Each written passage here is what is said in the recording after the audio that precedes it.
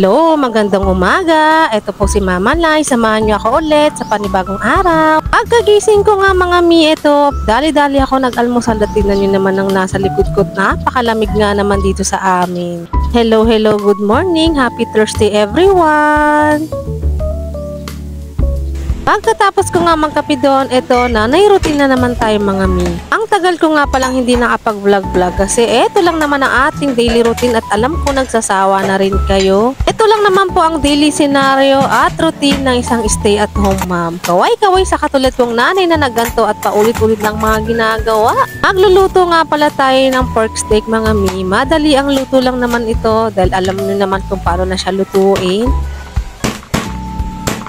Nagbigay nga pala yung company ng asawa ko ng ham. Alam niyo naman, kada December may pa ham. Eto ngang dati kinakanta kay my head, my shoulder, and my toes. Eto, iniinda ko na siya ngayon. Ayos ko na nga rin pala yung gamit ng anak ko dahil palagi na nga nawawala ang ballpen. Kaway-kaway sa nanay na katulad ko na palaging walang ballpen na inuuwi.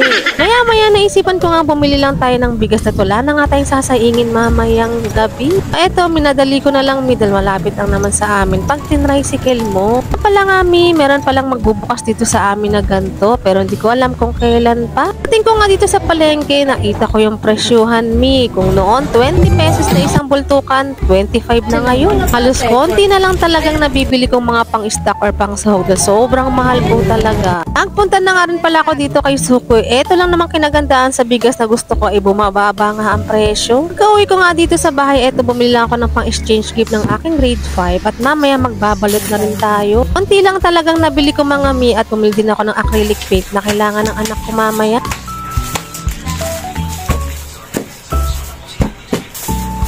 Kita nyo talaga, inabot ang 200 lahat yun mga mi, ganun lang kakonti talaga. Refill na nga pala muna tayo ng bigas dito sa aking cute na 5 kilo na lagay ng bigas. Forward, maghugas na nga muna tayo ulit mga mi at may pasok nga itong dalawa. Sasabay na nga pala si aking grade 5 sa aking asawa dahil panghapon nga yung aking jusawa. Okay na rin yun at makamenos tayo sa 35 pesos. Habang tumatagal, tumataas ang mga bilihin, tumataas ang mga pamasahe. Na nga mga mi, inaayos ko na yung mga tumbler nila at na may larga na sila.